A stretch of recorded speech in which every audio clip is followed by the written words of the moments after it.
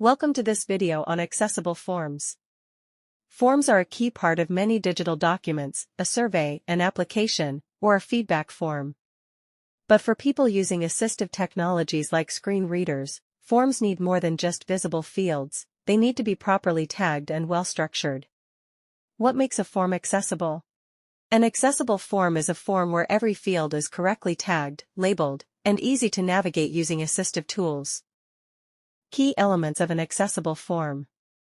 Form field tag identifies input fields like text boxes, checkboxes, radio buttons, etc. Field name tells the user what information to enter. Tooltip or instruction provides guidance or additional details, read aloud by screen readers.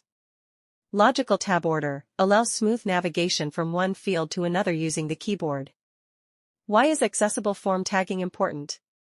Helps users with disabilities fill forms independently. Ensures screen readers announce field names clearly.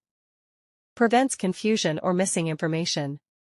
Complies with accessibility standards.